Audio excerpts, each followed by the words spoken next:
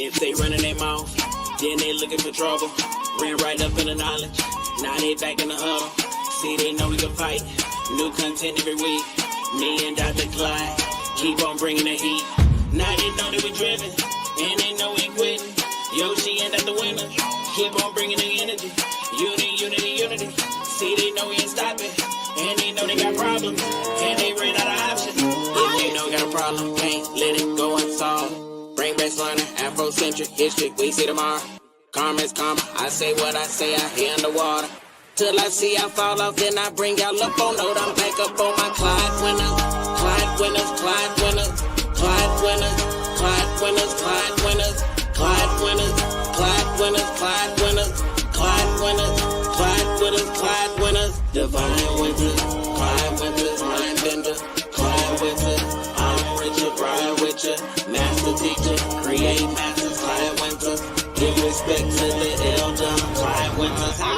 Somebody out there looking for me. I told you somebody out there looking for me. I think there's somebody out there looking for me. I think there's somebody out there looking for me.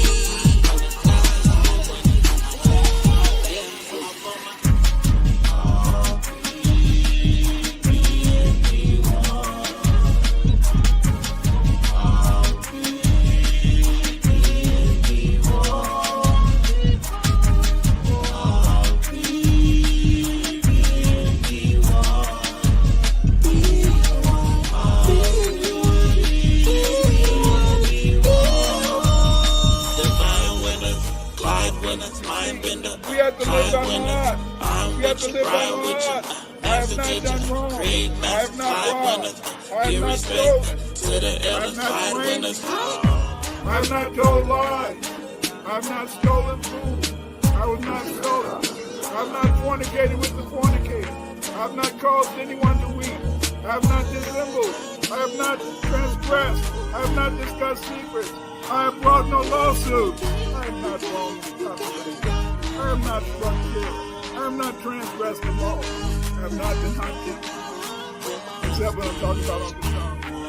I have not made extolling. I have not bragged. I have not cursed. I have not been violent. I have not confounded truth. I have not been impatient. I have not cursed against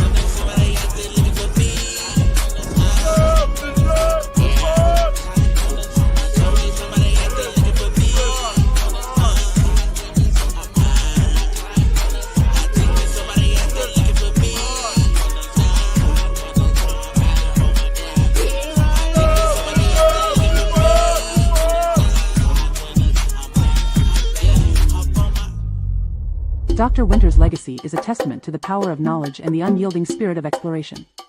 His impact is felt worldwide, as he shares and enlightens at conferences, symposiums, and collaborative projects. His voice is a beacon in the academic world, challenging, inspiring, and always educating. His journey reminds us that the quest for knowledge is never-ending, and its impact is timeless. Dr. Winters teaches us to challenge the narratives and to learn with an open mind. As he always says, B1 is not a group, it's a lineage. Let his story inspire everybody to pursue knowledge relentlessly and to always seek the truth. Now let us welcome in the grandfather of research, the Trill OG himself, the Honorable Dr. Clyde Winters.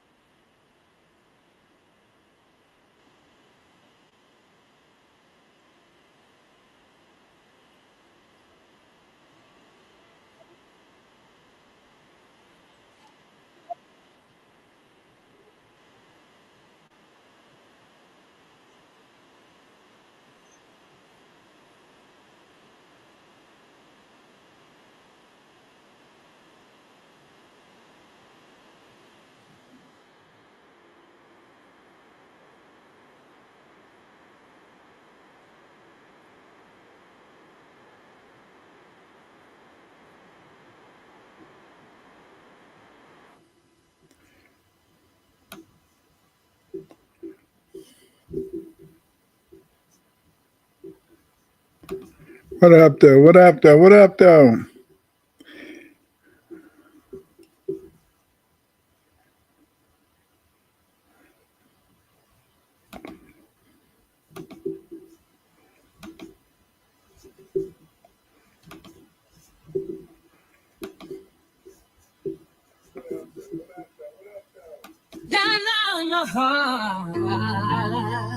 Let the researcher do the research. Oh, no, no. I don't get a kick out of telling lies. Let the researcher do the research. Oh, no, no. Spent years studying the times.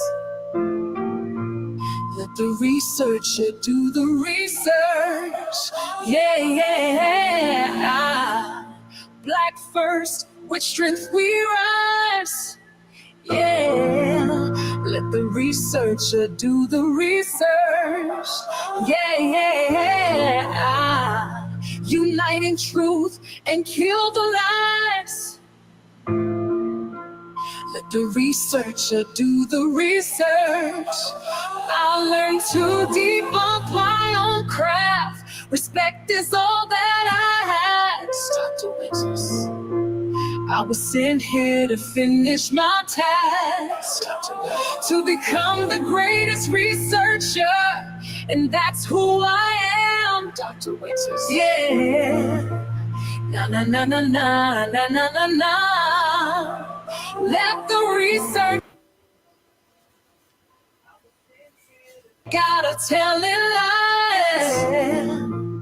Let the researcher do the research. Yeah, yeah. Spent years studying the tides. Let the researcher do the research. Yeah, yeah. Black first, with strength we rise. Let the researcher do the research. Yeah, yeah. Unite in truth and kill the lies. Be one, be one, be one. Be one to win this fight. We have to always we must remain unite. black Stand up first. for the righteous and let your skin shine bright. Be one, be one, be one, be one. Lessons whispered at night.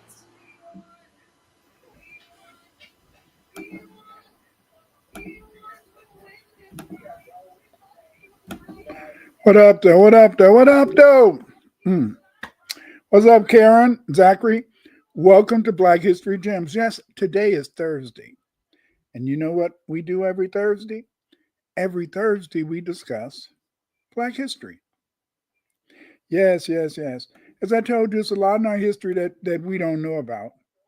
And it's a lot in our history that you don't know about. And one of the reasons that you don't know about this history is because they're constantly, they're constantly hiding our history from us because they don't want us to understand what scholarship is all about. Yes, yes, yes.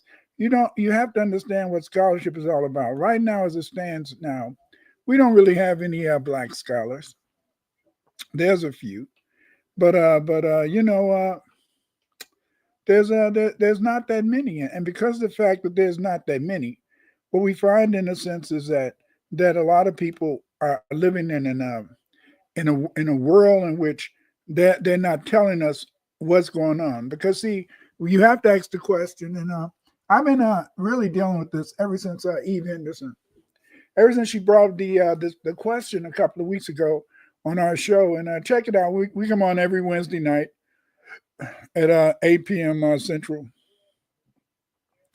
And but what he brought up is the fact is that where is the black scholarship? What is scholarship?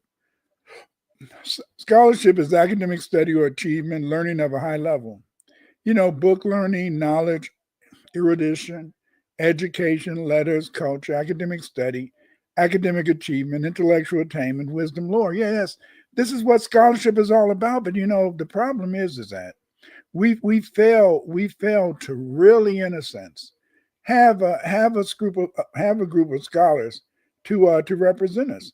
And one of the reasons that we lack scholars to represent us is because the fact, in a sense, is that our people, in a sense, have not really paid attention too much to our scholarship, because the fact, in a sense, we've always had these pimps, and it's these pimps, in a sense, that they come out and they talk about stuff, and often many of our scholars have been street corner scholars, scholars, in a sense, who got on the street corner and they talked about our history, they talked about our culture, they talked about our civilization, but they didn't do research. Scholarship is about doing real research, you know. And when I did a thing, I went to Chat GPT, and Chat GPT, that's supposed to be in a sense, the AI, and asked them who were the history and African studies or Black studies scholarship. They listed W. Du Bois, a sociologist, historian, civil rights activist, co-founder in NAACP. They said Carter G. Woodson, historian, known as the father of Black history. John Henry Clark, historian and Pan-Africanist scholar. Malifi Kede Asante, pioneer of Afrocentricity and African American studies. Henry Louis Gates Jr., literary critic, historian, and Harvard professor. Ivan Van Sertima, historian and linguist known for They Came Before Columbus. Runoko Rashidi, historian focused on the African presence in world history. And Clyde Winters, research in ancient scripts and Afrocentric interpretation of history. Now look at this. You see, listen. You know, most of these people are dead except for maybe Malife, Henry Louis Gates, and myself. But I mean, even when you look at Malifi Asante and you look at Louis Gates, they're recognized as our scholars. But what research have they done? What are the papers? Malife has done some very good research papers. But he's the leader, in a sense. He's the one who developed this whole idea of Afrocentricity. Gates, he's okay researcher, but these people, Malife and Louis Gates, these were, in a sense, these were people who specialized in Afro-American literature. They weren't historians. Because they weren't historians, they're not going to really, in a sense, be discussing historical themes. They're not going to really, in a sense, be trying to explain to you the big picture of who we are, where we come from, you see. And then, Runoko Rashidi, he's dead. He was a photojournalist. And and so when you look at this, compare Malife and Henry to myself, Clyde Winters, researcher in ancient scripts and Afrocentric interpretation of history, you find, in a sense, that if you go to really many of the research centers, you're going to find, in a sense, is that I'm the only one who's really been producing research articles, and that's what research is all about. Yes, you can write a book, and books are beautiful, but the research paper is the real instrument of scholarship. And what makes the research paper the true instrument of scholarship is because the fact is that the research paper, it involves, in a sense, straightforward, single directed research on a particular theme, you see. And because of the fact that this research is aimed at a particular theme, the research paper is what is really the foundation of scholarship. And sadly, most of FBA people do not do research. We do not write research papers. We do not write, in a sense, research paper and publish them in journals or peer-reviewed journals or just journals, period, And this is a sad consequence of the fact is that we have never, in a sense, recognized the importance of scholarship. And this is what makes Eve Henderson, Eve, just Eve, what made Eve's, in a sense, quest to really get this acknowledged by the Black public very important. Because we do need to, in a sense, focus on, in a sense, Afrocentric scholarship. Today I'm going to talk about the rise of white supremacy and Bacon's Rebellion. And this is a very important theme in our history because, see, they really believe that it was around Bacon's Rebellion that the whole idea of white supremacy, the whole idea of the white man, yes, the whole idea of the white man really came into existence. Prior to this time, we really don't have any you know any constant determination or constant discussion of any group of human beings called white people. But after Bacon's Rebellion, we see this discussion of, in a sense, the so-called white man. And the reason we call him the so-called white man is that it's only in America. Yes, yes, yes. It's only in America. It's only in America that we find, in a sense, people talking about, any group such as the white man.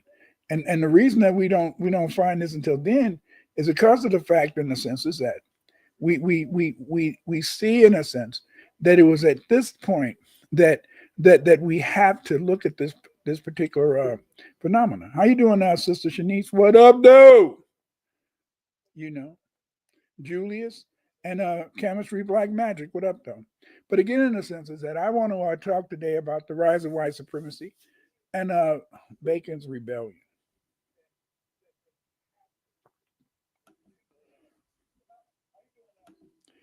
When you think about this is the time when we had it was conflict. It was bone on bone. It was very brutal and very cruel.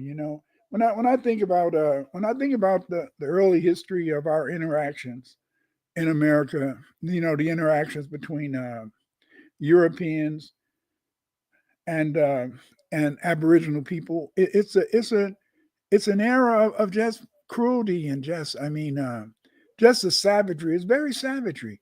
I mean, in a sense, is that these often, in a sense, they would many of the Spanish, especially when they were in the Americas, especially down in Florida, they used to often, in a sense, they would capture people and they're prisoners. Sometimes they would feed them to the dogs. Yes, they would literally feed them to the dogs. This is something that's kind of hard for me to really fathom, and for me to really understand, because the fact, in a sense, is that we don't really just go up around a lot of killing. Yeah, I'm from Chicago.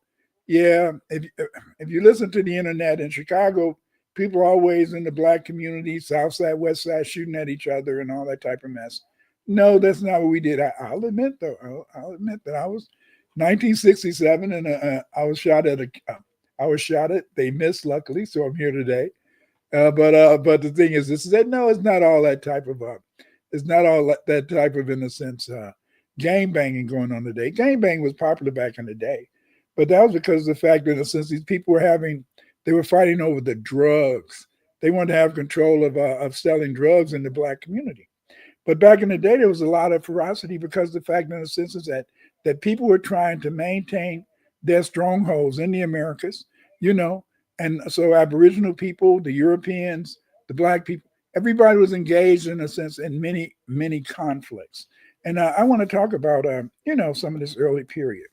You can go to my Patreon and see the slides after I do this presentation. My slides will be in my Patreon. Please support my Patreon. It's only $5 a month. Yes, $5 a month. But this $5 goes a long way.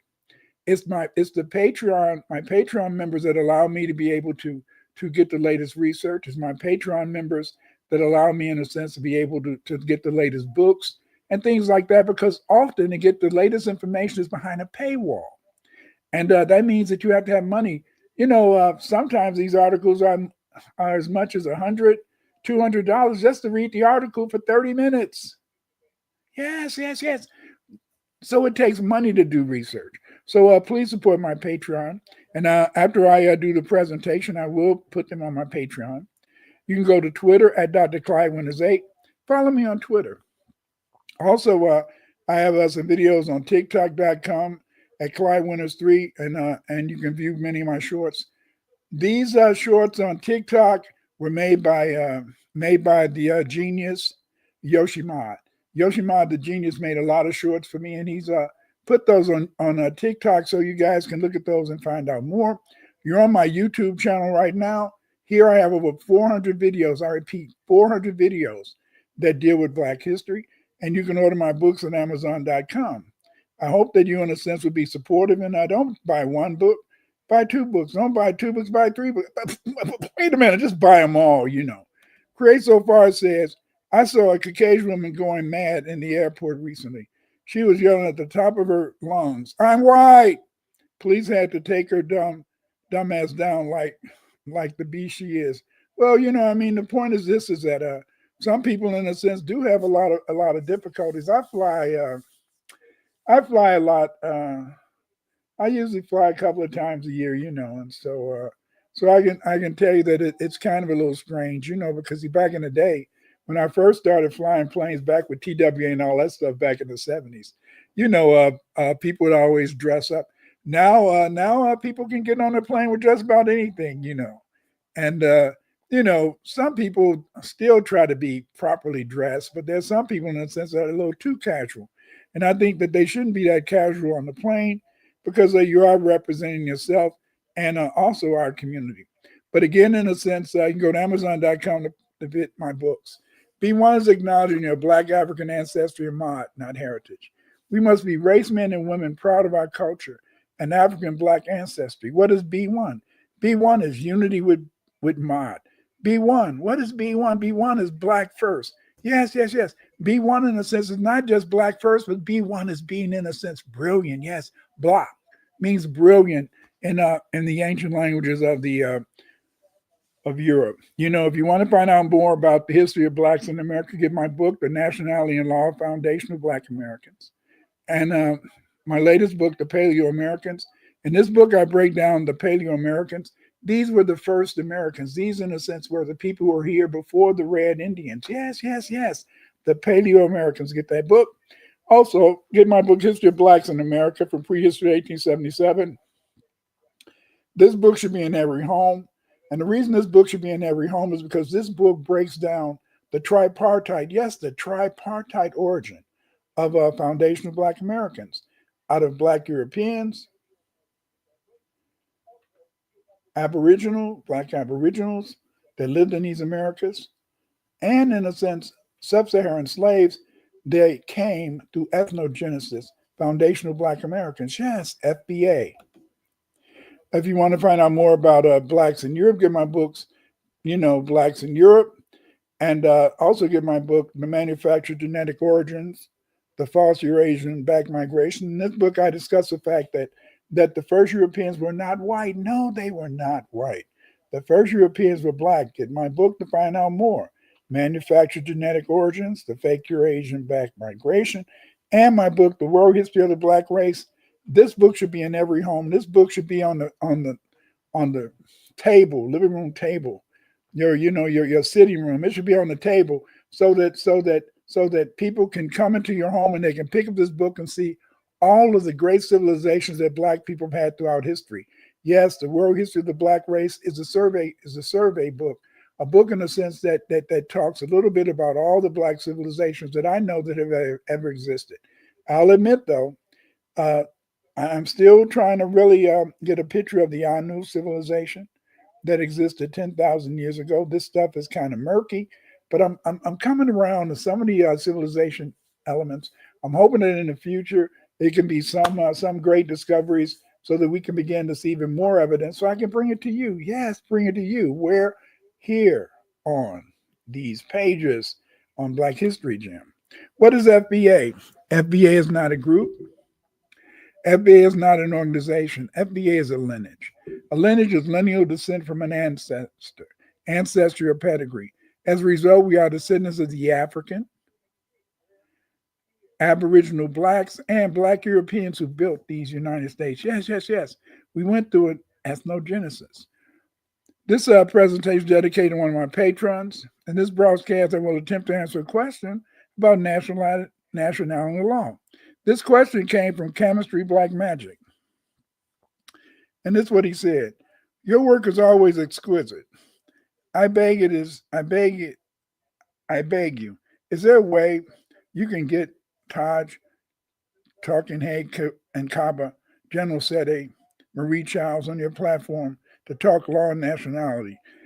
We must stop fight. We must stop the fight.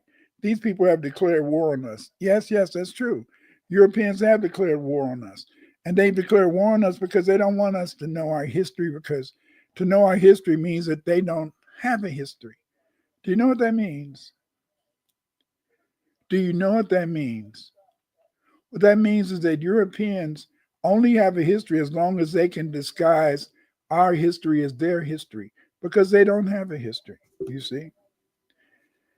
The agenda for this presentation is the rise of white supremacy, Bacon's Rebellion, the, the erasure of black nationality, and the origins of FBA. Get my book, The Nationality and Law Foundation of Black Americans, where I discuss these issues in more detail. Race and identity are important issues among former enslaved people of the United States. This results from the reality that many of these folk do not want to be identified as Black or Negro. Racism has made many American descendants of slaves, ADOS, and Blacks generally in the United States to refuse to be identified as Blacks. They refuse to identify as Blacks because this term has come to denote a person inferior to the dominant white population. Sadly, you find even many Africans. Yes. Many Africans, some of them are refusing now to even call themselves Africans. Rather than call themselves Africans or Black, they say, I'm Ghanaian. I'm not Black. They say, I'm Nigerian. I'm not Black. So they're going, in a sense, talking about their nationality because of the fact, in a sense, they don't really want to be recognized even as Africans. It's sad. But again, the Nationality and Law Foundation of Black Americans. In this book, I explored the genesis of the so-called Blacks in the United States of America, USA, since the first Europeans settled in the United States, up until today. Herein I discuss the tripartite origin of idols from Aboriginal Black Indians, Black Irish, and Sub-Saharan Africans, who form the foundation of idols population, and how they are recognized pursuant to the law of nationality. The rise of white supremacy, Bacon's Rebellion. Bacon's Rebellion fought from 1676 to 1677, began with a local dispute with the Don Indians on the Potomac River in Virginia. Chased north by Virginia militiamen, who also attacked the otherwise uninvolved Susquehannocks, the Indians began raiding the Virginia frontier. The governor, Sir William Berkeley, persuaded the General Assembly to adopt a plan that isolated the Susquehannocks while bringing in Indian allies on Virginia's side. Others saw in the Susquehannock War an opportunity for a general Indian war that would yield Indian slaves and lands and would give vent to popular anti-Indian sentiments. Think about this. As I've tried to tell you, family, over the years is that the European has only been able to dominate us, not so much because of the fact that he has a superior intellect, not so much because of the fact that he has, in a sense, a superior civilization. No. They've been able to dominate us because we have, in a sense, decided we would play the Uncle Toms and we would play the coconuts. In other words, in a sense, often we would sell each other out. And because we would sell each other out, we became, in a sense, a problem. Yes, we became a problem because, see, rather than, in a sense, teaching and learning and being loyal, we would, in a sense, choose to facilitate treachery. We would, in a sense, choose to follow, and trick on each other. Yes, what do trick mean? Trick is an Afro-American word that means to tell on each other and stuff like that. Bacon's Rebellion, 1676. It was a colonial uprising in Virginia. You see, some of the questions we need to ask are, what caused the rebellion? What were the long-term effects on American society? And finally, how does this event shape our understanding of early America? Yes. When you look at Bacon's Rebellion in 1676, it offers you keen insight into many of the problems that we see in this country today. Yes. We see many problems in this country evolving around this whole idea of Black and white people trying to understand each other and Black and white people trying to get along, while white people, in a sense, try to perpetuate a system of white supremacy in which they have all the privileges and benefits. And Black Americans have very few. In Virginia, there were economic hardship, declining tobacco prices, increasing tension between wealthy planters and poor settlers. Yes, in the 1600s. This, along with Native American raids on frontier settlements, led growing dissatisfaction with Governor William Berkeley of the state of Virginia. There was a social and economic tensions which led to a gap between the rich plantation elite and poor former indentured servants. High taxes, falling tobacco profits, lack of land and opportunity for freedmen, tensions over the Native American land policies, all in a sense were social and economic tensions that led to the problems that resulted in Bacon's rebellion. Yes, this was a rebellion that was very scary to people. And what made it very scary is this is the only rebellion in American history where you had in a sense the disadvantaged or people in a sense who lacked money work with people in a sense who had property and land to try to in a sense fight to make things better for both groups. You see, most of the time they've been able to have a good ability to keep the regular people and the people who have nice money separated, but they couldn't do it. Nathaniel Bacon was a young, well-educated Englishman.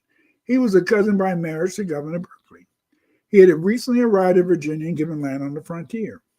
Bacon represented frontier settlers' frustrations and not in a sense being able to really benefit from being white in colonial America. Yes.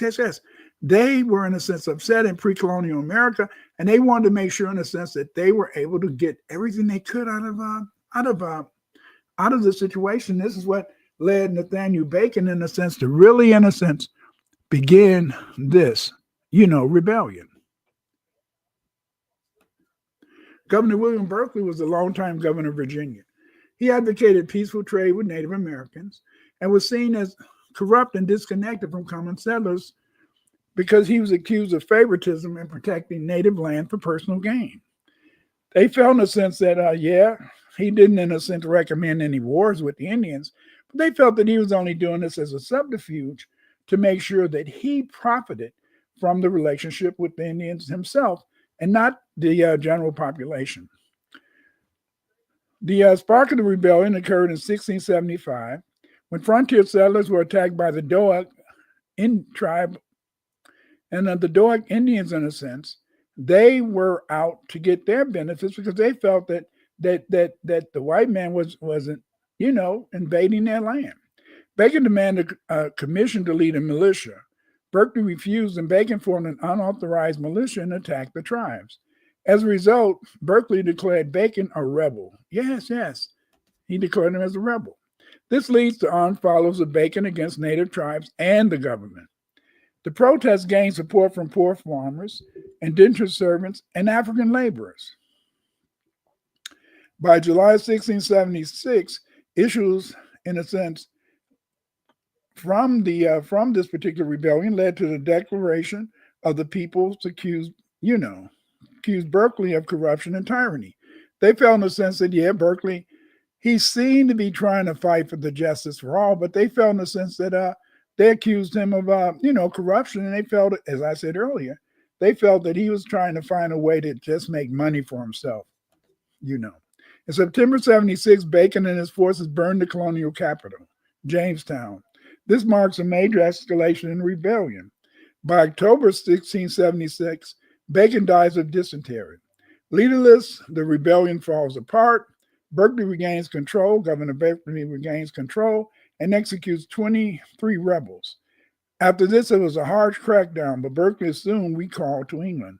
The crackdown, in a sense, was that they were afraid. The estate owners, they felt very uncomfortable because they said, "Damn, it's only a few of us, and there's many poor people, as many Indians, and as many landless people." So they wanted to find a way to make sure that they could stay on top.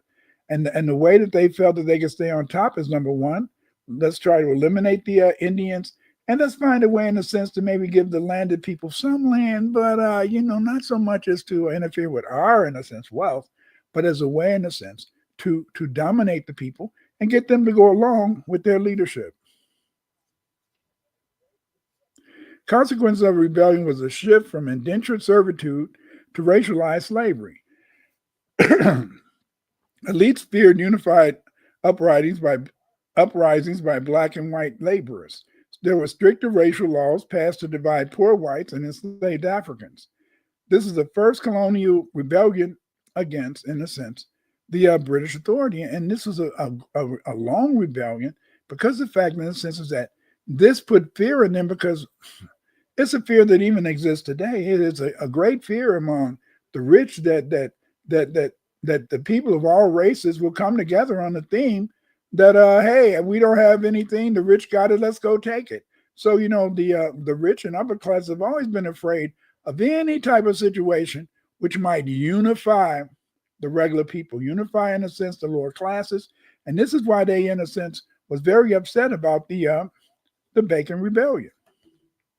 The legacy of the Bacon Rebellion was that it foreshadowed later American resistance to tyranny. The rebellion raised questions of who gets land, who's going to represent the people in the legislatures or whatever body was there, and justice. Yes, yes, yes. People wanted to find out, how do I obtain justice for myself? What should be done to make sure that all people in the state was given true justice and, in a sense, protection and safety? The rebellion is seen by some as an early expression of democratic ideas. It also revealed colonial racism and class conflict. And, these issues that, just think about it. Aren't those issues today? These are the same issues. This is in the late 1600s where we find, this whole idea of racism and class conflict. And here it is in 2025 that we're still experiencing the same problem. We have not resolved this problem. And the reason we have not resolved this problem is because the fact is that many people continue to adhere to this whole idea of white supremacy, keeping the black people down. I'm not going to say black and brown because they don't mind that brown people get ahead. They just don't want to see black people get ahead. That's why they always want to, in a sense, whenever in a sense they start out talking about black, it always devolves into black and brown because they don't want us to get anything because they hate the idea that their former enslaved people can be having a higher status. That former enslaved people can have the economic resources to be able to make their lives and the lives of their families better. They wanted to use divide and rule. Yes, yes, they wanted to use divide and rule. However, as more and more indentured servants completed their contracts and demanded land, planters grew concerned about the growing number of landless, disgruntled men. After Bacon's rebellion in 1676, planters turned to African slavery as a way to secure a labor force that could never gain freedom. Yes, yes, yes. Remember. They had the indentured servants working, but, after Bacon's rebellion, they said, hell no, we cannot really deal with this. We have to have people enslaved. Because even remember is that even though they say the first slaves came in 1619, yes, but there was not an actual policy to keep people enslaved or chattel slavery, you see. There was an indentured service, but there was not until, in a sense, the early 1700s that we began to see this shift where they wanted, in a sense, to have a permanent enslaved population, a population to work for them for free that they didn't have to pay. The rebellion is significant in that it was the first to unite black and white indentured servants with black slaves against the colonial government. And in response, the government established policies to ensure nothing like it would happen again. Yes, yes, yes. Isn't that amazing? Isn't that amazing? That policies established over 400 years ago, policies established over 400 years ago, these policies of divide and rule are still being used to make sure that they do not see any type of close contact, any type of cooperation between black and white people. Just think about that. This is all planned. And it's all planned because the people in control know that what could they do if black and white people stuck together? What could they do in a sense if the races were all unified and wanted to have power for themselves and power and justice for all?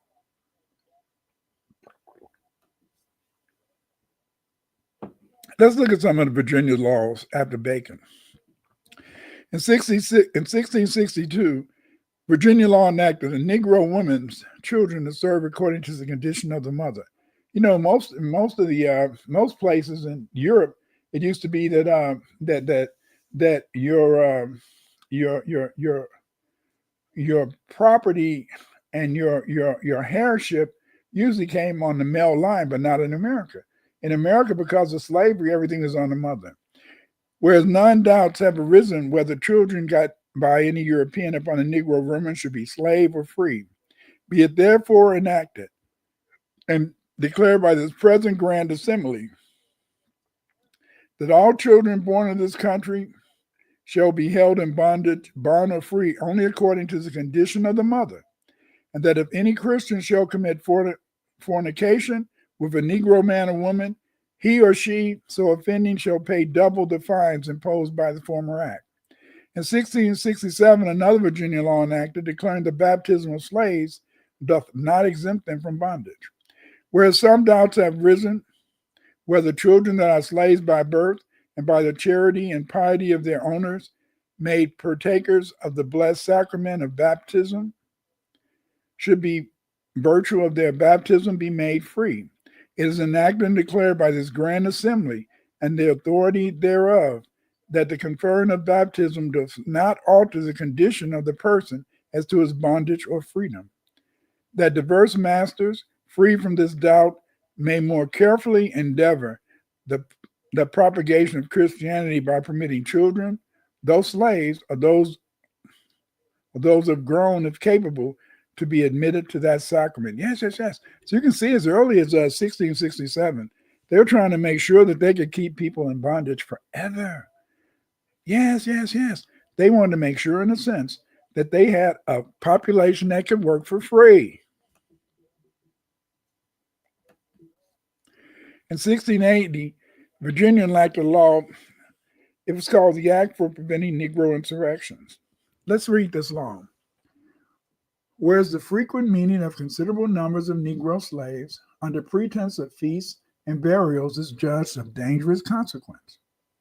For prevention thereof for the future, be it enacted by the King's most excellent majesty, and by with the consent of the General Assembly, and it is hereby enacted by the authority aforesaid, that from and after the publication of this law, it shall not be lawful for any Negro or other slave to carry or arm himself with any club, staff, gun, sword, or any other weapon of defense or offense, nor to goeth or depart from his master's ground without a certificate from his master, mistress, or overseer, and such permission not be granted but upon particular and necessary occasions.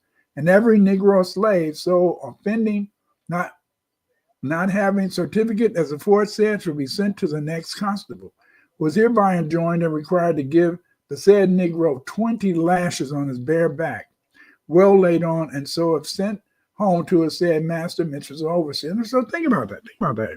You see, this was by 1680. Just because you were black, they could either enslave you a slave, maybe enslave you, whatever. So you always had to keep your paperwork around. See, and they made, and this is one of the reasons, in the sense that white people up to today still believe, every white person up to today still believes that they should be our master.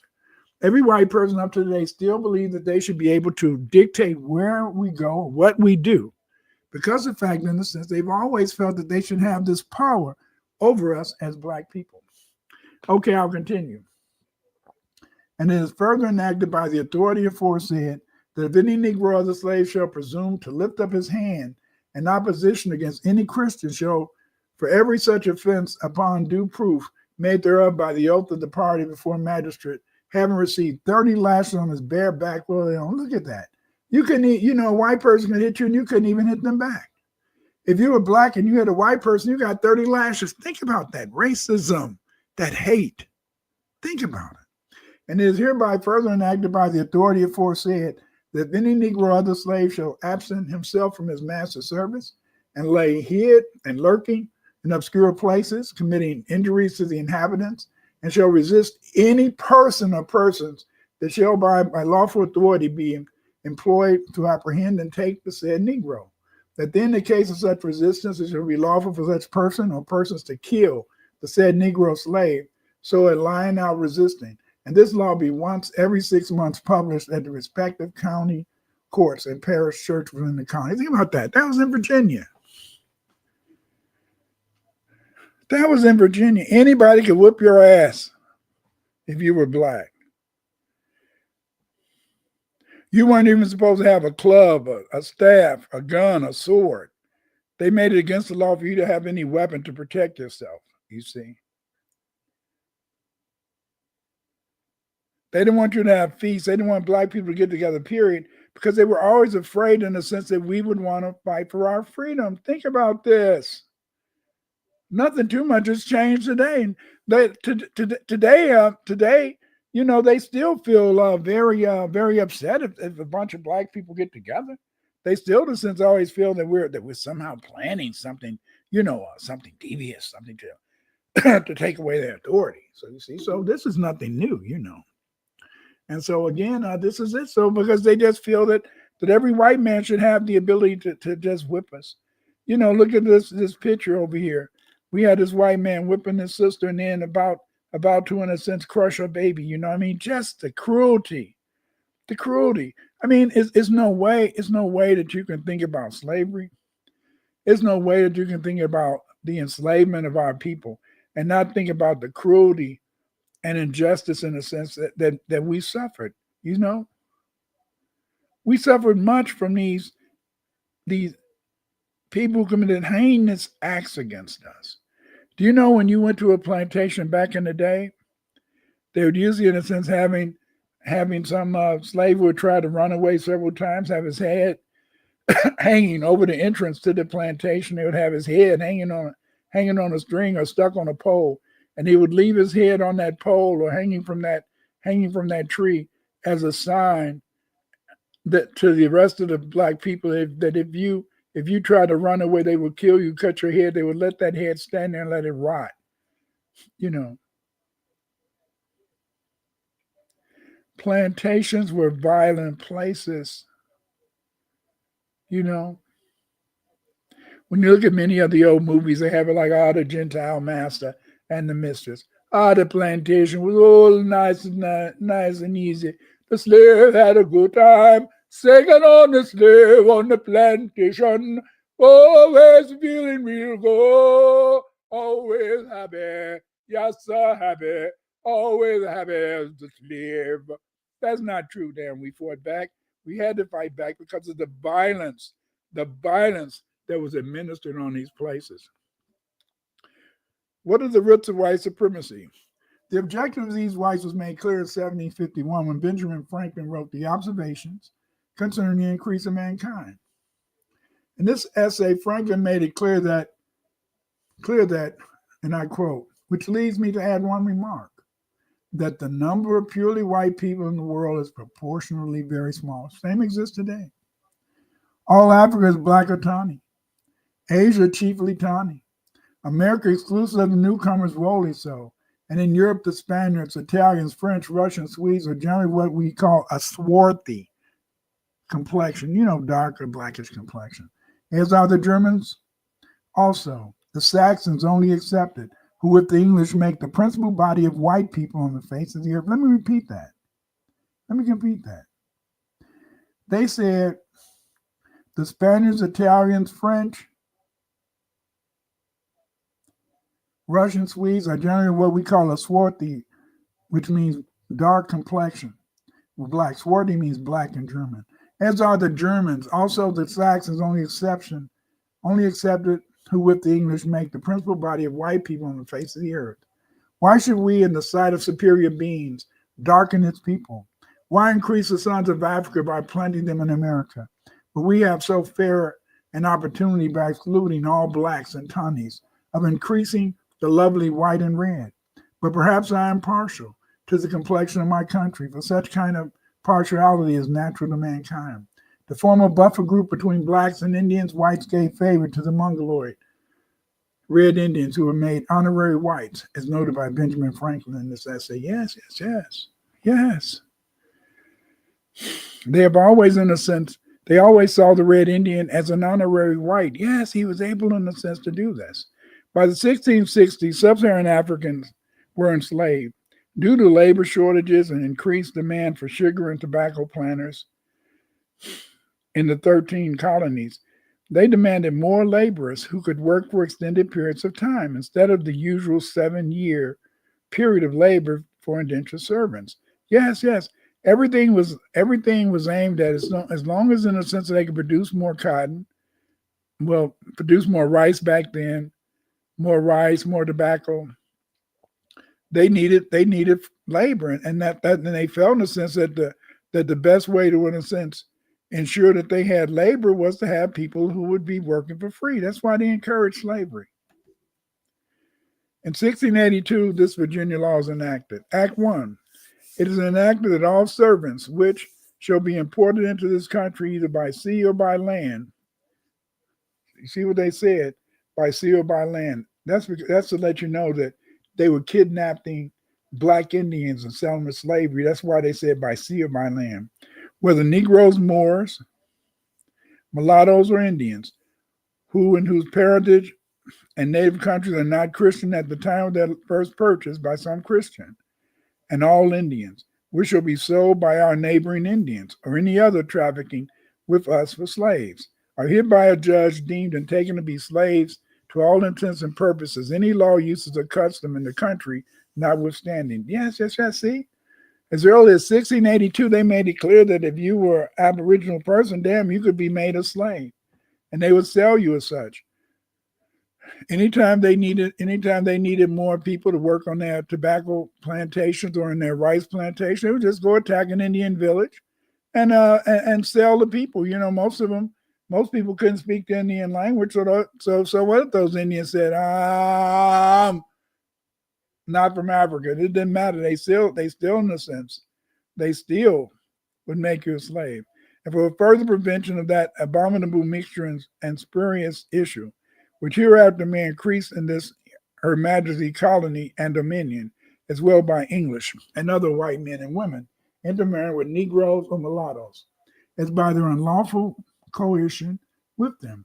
Be it enacted by the authority of aforesaid, and it is hereby enacted that whosoever English or other white man or woman, being free, shall intermarry with a Negro or mulatto man or woman, bond or free, shall by judgment of the county court be committed to prison, and there remain during the space of 6 months without bail or main prize, and shall forfeit and pay £10 current money to Virginia to the use of the parish as aforesaid. So as you can see, they weren't really interested in producing a lot of children. So that's one of the things that I think that people in a sense have to understand. Yes, there was rape taking place on plantations, but it was not so much an interest in trying to develop mulattoes, because they were afraid sometimes those mulattoes might be too light and they could pass for white. Here, let's look at 34. And if any slave resists his master or owner or other person by his or her order, correcting such labor, and shall happen to be killed in such correction, shall not be accounted a felony. So you could even kill, look at that. You could even kill a black person. If you killed him, it wasn't considered a felony. You had the right to kill a nigger. You see? This was a law in 1682, but they still just about act like that. They act like the police or anybody white can kill a black person and suffer no consequences. But the master, owner, and every such person, other person so giving correction, shall be free and acquit of all punishment and accusation for the same. And if such accident had never happened, in other words, I said, just because you killed a black person, so what? It didn't matter. It's okay. Listen, these were laws, baby. These were laws, baby.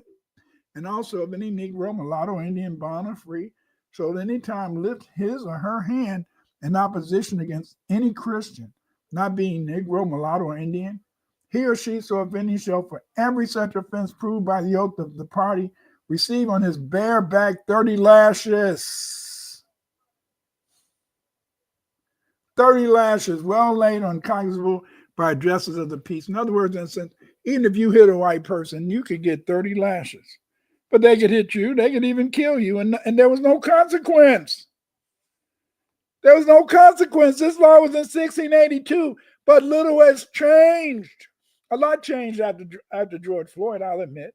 After George Floyd, they started being able to put some policemen in jail and who were killing black people for nothing. You know, this was one of the biggest things that happened in, after the George Floyd incident, was that we was able, in a sense, to get some of these vicious white people not to be able to just kill you at their whim. And yet you can see that these laws are over 400 years old, and they continue, in a sense, to be common law today. Common law today that just about any white person can kill you and get away with it. That is a shame. In 1691, laws punishing intermarriage between whites and blacks were put in place. Finally, in 1705, the Assembly decided that while white servants should own property, all property, listen to this, all property owned by slaves would be seized and sold with profits applied to the use of the white poor. Did you hear that? Did you hear that? In 1691, they passed a law that if you did happen to be a slave and you own property, they could take your property and they could give it to any white person. Thus, the white poor materially benefited from additional oppression put upon black slaves. Damn! Look at that. Look at this. It's nothing new. It's nothing new. And yet many of our cousins from Africa and the Caribbean, they say, why do black Americans, why are they always fighting? We're always fighting because we don't fight. We won't have ish. In 1705, this law identified a population as a white man. The Virginia General Assembly declared, and be it further enacted, that no minister of the Church of England or other minister or person whatsoever in the colony and dominion shall hereafter wittingly presume to marry a white man with a Negro or mulatto woman.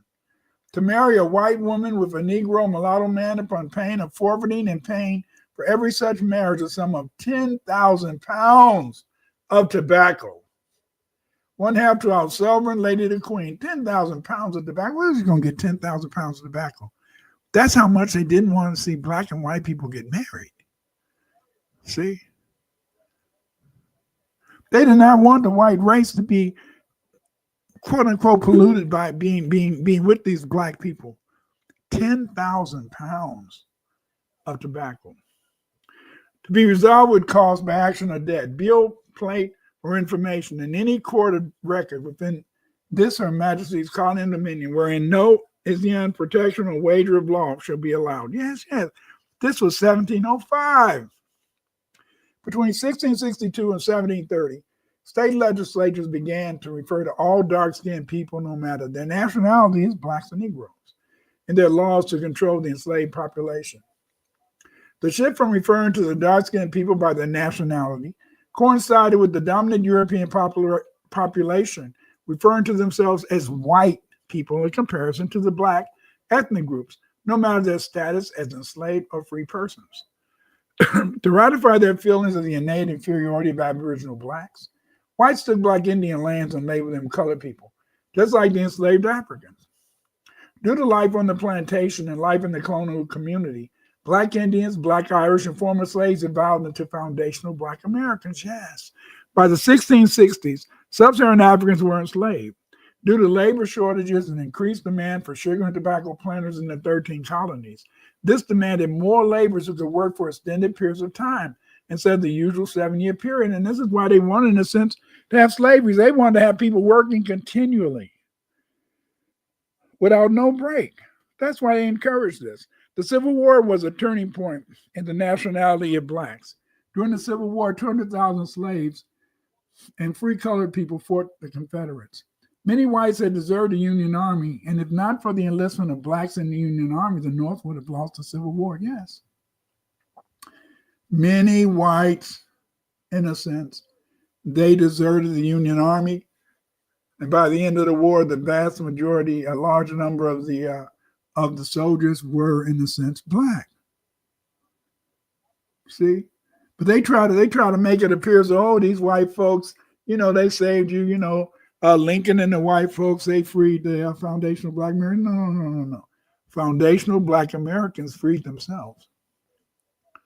Foundational black Americans served in the war and they fought for their own liberation. Don't get it twisted, baby.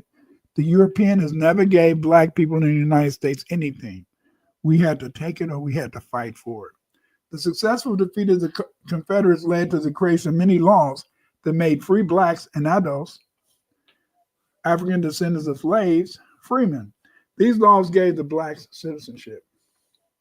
The FBA never forgot their tribal origins and identities, but these Aboriginal blacks were listed in the Dawes Roll as freemen. The Dawes Rolls, also known as the Final Rolls, was a list of individuals who were accepted as eligible for tribal membership in the 5 civilized tribes: the Cherokees, Creeks, Choctaws, Chickasaws, and Seminoles. Listing the Aboriginals as freemen was done to ensure that they would not be given any benefits due to them as a result of their membership in the 5 civilized tribes. This was the final action the dominant society did to deny the race and nationality of Aboriginal blacks.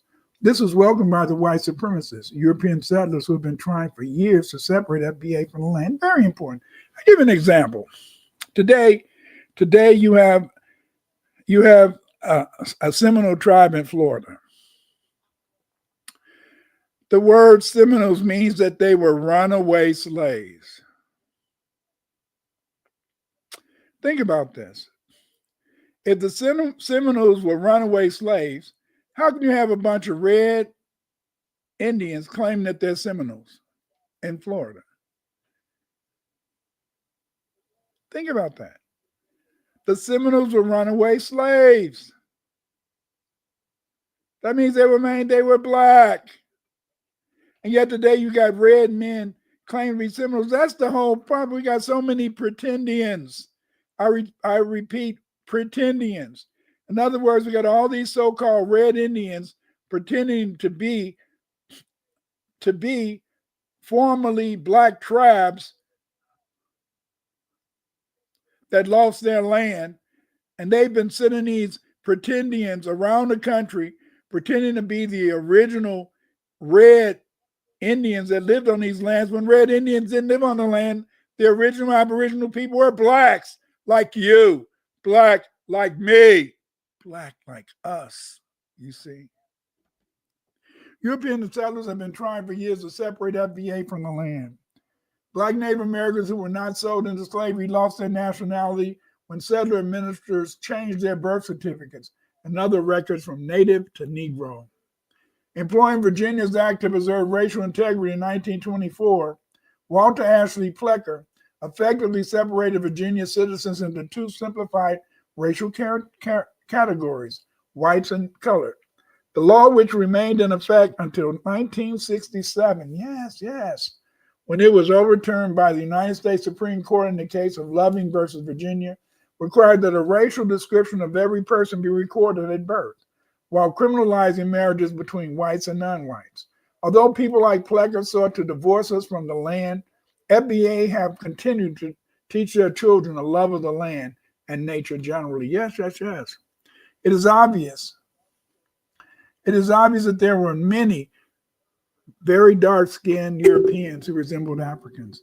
But in colonial times, populations were identified pursuant to their nationality, not the phenotype.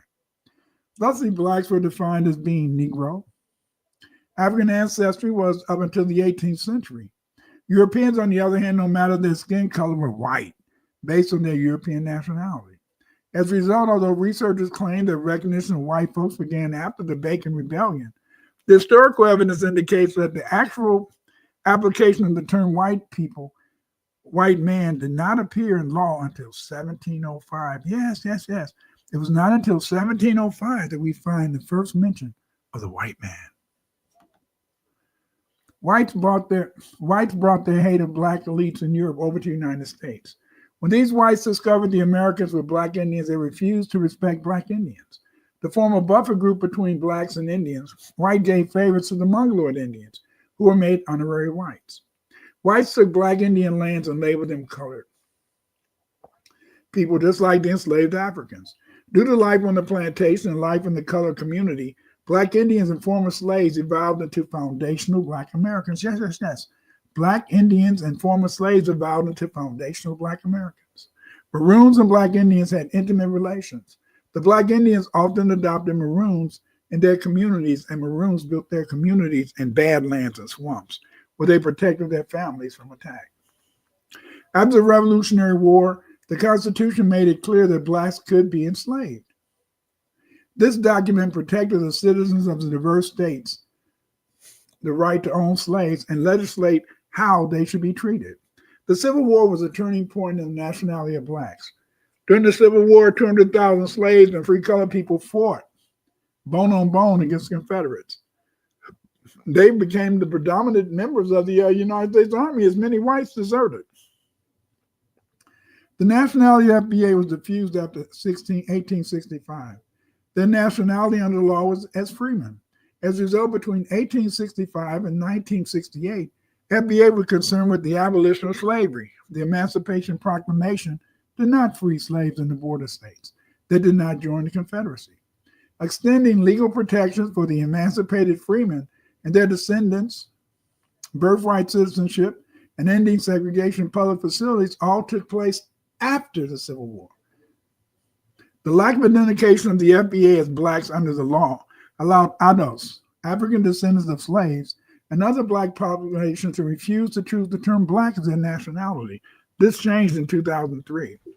The 2003 Supreme Court ruling in a redistricting case known as Georgia versus Ashcroft set the current standard for who counts as black. Since this 2003 ruling by Supreme Court, the definition of black has included every person who identifies as black on census forms, including people who check the boxes for black and any other racial ethnic categories such as white, Asian, and Hispanic.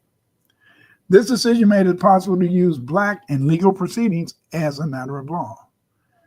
It was the tripartite populations of foundational Black Americans, Aboriginals, Black Irish, and Sub-Saharan Africans that made it on the plantation across the USA or the free colored communities. It was these three blacks who cleared the land, built the railroads, and farmed the plantations. This makes these blacks the foundation of the American economy and civilization. Yes. FBA is the foundation of America. Thus we call the American descendants of slaves, adults, foundational Black Americans, FBA. As a result, FBA is not a group. FBA is not an organization. FBA is a lineage. A lineage is lineal descent from an ancestor, ancestry or pedigree. As a result, we are descendants of the African and Aboriginal blacks who built these United States. If you want to find out more about the history of blacks in America, in my books, The Nationality and Law Foundation of Black Americans, Black History Gems, Essays, Volume 1, and of course, my book, History of Blacks in America from Prehistory to 1877. Get these books, make these books a part of your library. Know who and what you are, be able to check your history. This is why you get these books. Buy them now. Order them right now. Get your phone. Other books where I talk about foundational Black Britons is my book, Blacks in Europe, The World History of the Black Race, and The Manufactured Genetic Origins, The Fake Eurasian Black Migration. These books talk about, the Black Europeans and the world. But get my book. Every Black family should have a copy of my book, The World History of the Black Race. This book should be in every library. It should be in your sitting room. It should be on your living room table, because this book, in a sense, should be opened up, and every Black person should have this book so they can know our history, know who they are, where they came from, and their children can have the confidence in themselves based on the fact we do have a history, and a great history at that. Again, go to my Patreon to see the slides. The slides will be in my Patreon. You can find me on Twitter at Dr. Clyde Winters 8, and follow me on TikTok. I'll admit most of the at Clyde Winters 3. Most of my TikTok videos were done by Yoshimod, the genius, and I thank you, Yoshimod, for making these short video shorts for me. Also, you're on my YouTube channel. Come here, look at any aspect of Black history. I have 400 videos on my YouTube channel. Check it out. Learn your history. You can order my books on Amazon.com. Thank you. We are foundational Black Americans. We owe nothing. We have no excuses. No, we make no excuses. We make no excuses because of the fact, in a sense, is that we are the people. We made this nation. We built this foundation, and we, in a sense, are the people of the street. Okay, the Sister Denise show, she says, imagine less than 16% of the global population are white. And yet their suffering causes the global majority. Yes, yes, yes, sister. They may be few in number, but they cause a lot of trouble. They cause a lot of injustice. And much of this results in the fact that we don't know who we are, and we don't, in a sense, understand that we have to believe in ourselves and our history. You see, chemistry Black Magic said Federal Hill Park in Baltimore is a mound pyramid structure with cannons on it now because of the colonial takeover. Yes, yes, yes. But just think, chemistry Black Magic. What if you could dig into that mound? It might be artifacts in there, but they probably got a fence around it, and you better watch out because they'd want to arrest you if you tried to attack it. And then again, FBA built most of these major cities. Yes, we did, because see, people always like to kind of, in a sense, think that Black people in America were basically just Southerners. No, we've always been in the cities. We've always been in the urban areas. You know, it's only in a sense that that during the various industrial revolutions that took place in the North, especially after World War I and during World War II, when they needed, in a sense, more workers, that many Black people began to migrate from the South into many northern cities. But we've always been in the northern cities. We've always been here, see? And this is something that people forget. A lot of people, in a sense, like to believe, in a sense, that Black people just got on the scene, but this is untrue. But again, thank you guys for visiting us and sharing, coming here and listening to this presentation. Again, I'll be back next Thursday, and I'll be here, in a sense, to give you more information. You know, I have my Black History research project. I'm teaching the class right now. You know, hopefully, in a sense, you know, in the future, some of you guys may want to join my my research class so you can learn more about our history, you know.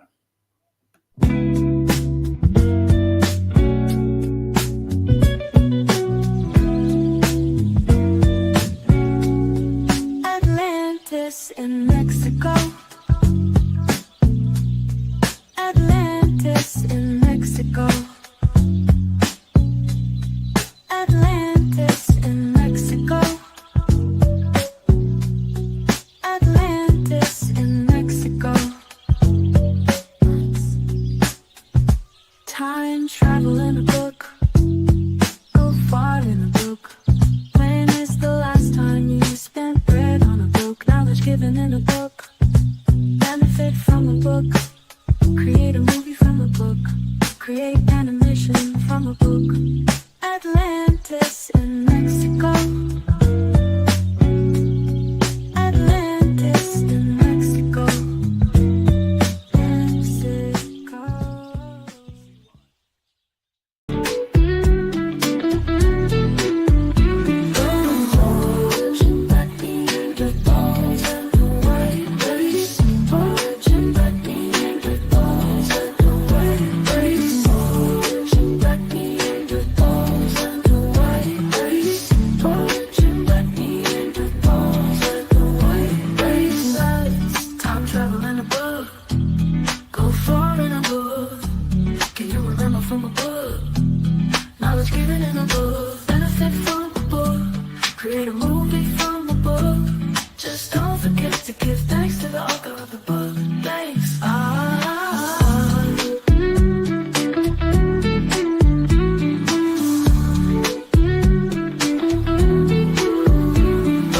Origin black Neanderthals and the white race. Origin black Neanderthals and the white. Our identity and our culture as Black foundational Americans. Yes, yes.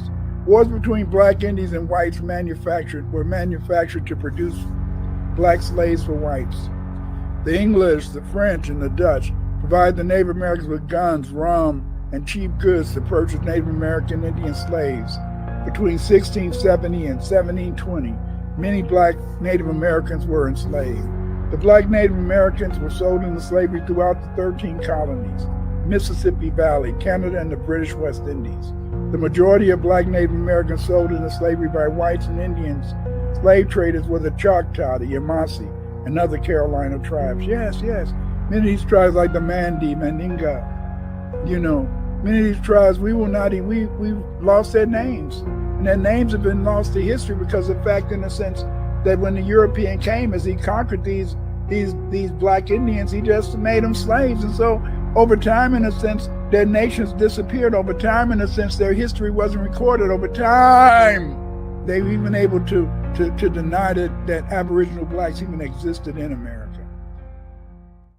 They wanted to give our Aboriginal ancestors gifts. And the only problem with the gifts that they gave us was that often these blankets that they gave us carried smallpox, yes, diseases. They also, in a sense, gave us another gift, rum, fire water. And this rum caused an addiction among us. In a sense, it led to a demand for guns because it incentivized Indian slave trading. Yes, the first slaves sold in America were Indians, black Indians, selling other black Indians to Europeans to work on their cotton, not on their cotton plantations, their tobacco plantations, their rice plantations. Yes. We sold each other over here, just like in Africa, because of the fact is that we failed to understand that we are one. We are one. We should be united based upon our identity and our culture as black foundational Americans. Yes. Reparations, baby, reparations. We deserve reparations. We deserve reparations like yesterday, not just today. No, not just today. We deserve our reparations. Give us our money, baby. Cut the check. Cut the check, black first because it's brilliant. People talk too much. Say less, remain on cold, follow the spirit. When the going gets tough, it's time for resilience. Cut the check, black first because it's brilliant. People talk too much. Say less, remain on cold, follow the spirit. When the going gets tough, it's time for.